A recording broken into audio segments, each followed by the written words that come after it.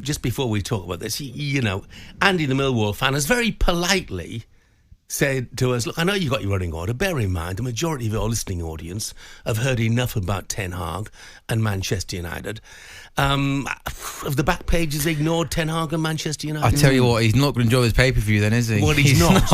I'm afraid, Andy, like it or not, it is the biggest story in town. And by the way, bad news, Andy, it will be not just for today, but for tomorrow and the next day and so on and so forth. I mean, Ten Hag's future has also been a story for the last 18 months, hasn't it, in the footballing world? So he probably hasn't enjoyed the last 18 months. I think I counted about 80 pages dedicated to Ten Hag and Manchester United this morning. I just want to read some of this from Kevin Garside in the Eye today. Lots of journalists talking about INEOS and maybe how they haven't got things right since they've arrived. Brailsford should shoulder blame for perpetual muddle. The surprise, of course, is not that he is gone, but that it's taken Manchester United so long to accept his failings, which points a neon arrow at the crack unit assembled to rebuild the fallen giant. Yesterday was self-evidently a painful moment for Ten Hag, but perhaps more so for the Guru squad brought in to reinvent the wheel. We don't need to revisit Ten Hag's failings. The focus should fall upon those above who deemed him fit for purpose. Ollie Holt takes a similar approach inside the Mail this morning. He says Sir Jim was quick to get rid of the little people and pinch their packed lunches, but he botched the one sacking at United that really mattered.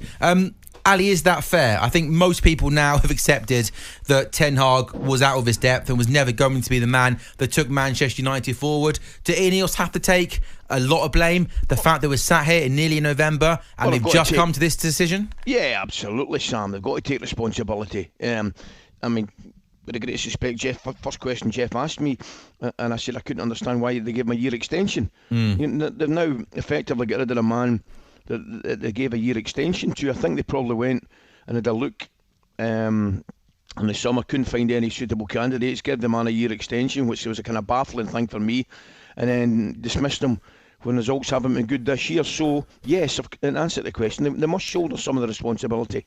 I would imagine they would hold their hands up and say when they come into the club they haven't got anything, they haven't got everything, I beg your pardon, right.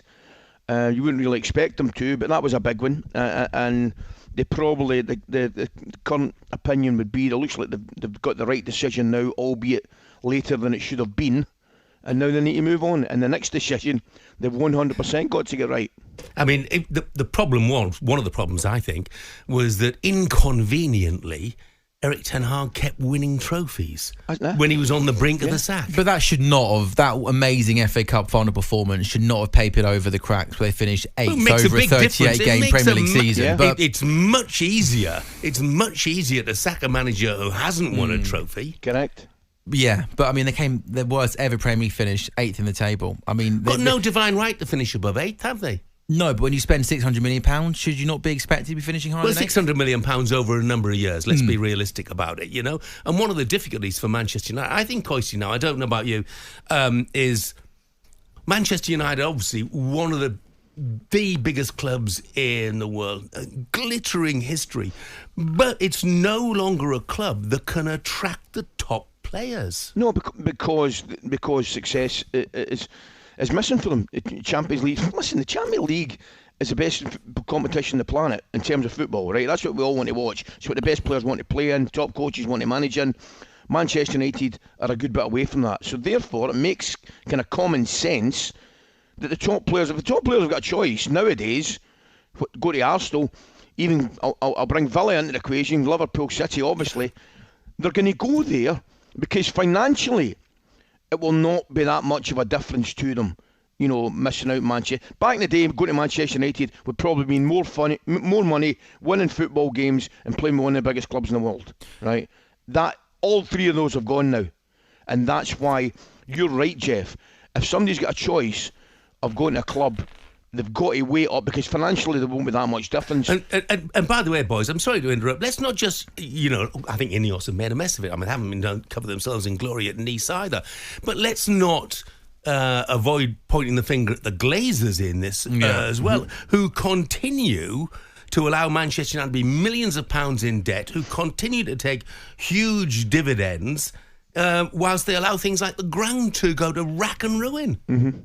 Yep. Jeff, you mentioned that they can't attract top players anymore. Can they now attract top managers? That's going to be the big question. Ruben Amorim, very much journalists and our sources saying he's going to be the next manager. The Mail today, why master trash talker Amorim is the polar opposite of Ten Hag. Lewis Steele writes this morning, he's confident, some may say arrogant, with dry wit. He's a shrewd communicator whose press duties are often as entertaining as his matches. If Ten Hag's style often resembled a rabble, Amorim has a definitive football identity. Where Ten Hag was accused of being a bumbler when speaking, Amorim is a master operator. Where Ten Hag created friction, Amorim is a specialist in uniting groups. Amorim is said to be wedded to his 3-4-3 formation, which has a strong definitive core, but also a relentless pressing game and a brand of fast vertical football, which produced more than 100 goals last season. Guys, in terms of what's next for Man United, what do they need? And is Amorim the right man?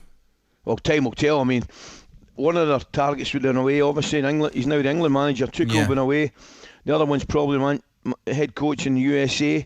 So there's two right away that would have come into the equation. I don't know enough about Amorim, but he's one of these guys. I don't know. I think sometimes we get blinkered. He's done very well. I think he's got a couple of titles at Sporting Lisbon and a couple of cups. But the answer to your question, Sam, is I don't know enough about him. I don't watch Sporting Lisbon enough. But I do sometimes think, particularly Portuguese coaches, they get a good rap, where British coaches sometimes don't get a good rap. I interviewed Jose Mourinho, Gary Neville, about 6 months ago, and he said to me, Manchester United is a graveyard for managers, saying that no matter who comes in, they're going to fail because of what's going on above. You mentioned the Glazers, Jeff. We've mentioned INEOS. Do you think, Jeff, that whoever comes in, first and foremost, the football structure at the top of the football club has to improve in terms of recruitment, in terms of selling? All of that needs to be better to give whoever comes in next a much better chance of succeeding as Manchester United manager. Yeah, I mean, look, I spoke to some of my friends in Portugal, and they said Ruben Amorim, the biggest surprise to them is that he's still managing in Portugal because he is so fantastic. And as you say, he likes to press, he loves wing backs, he exclusively goes three at the back. He can be pragmatic when required as well. I'm not so sure about the structure at the top. The problem more for me, Sam, is what's on the field. Has he got the players at Manchester United to succeed? Or is this just a mid-table side? Is that how good Manchester United really are? I think that's your point, Jeff. Jeff, I think that's your point. Look at the Manchester United squad right now. Should they be better than where they are? Yes. Should they be in the top 8? I'm not so sure. Completely agree. Sam, thank you very much indeed. That was a look at today's back pages with Tesco Mobile for Business.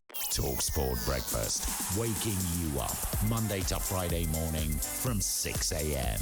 on AM, on DAB, via the talkSPORT app and on your smart speaker. talkSPORT.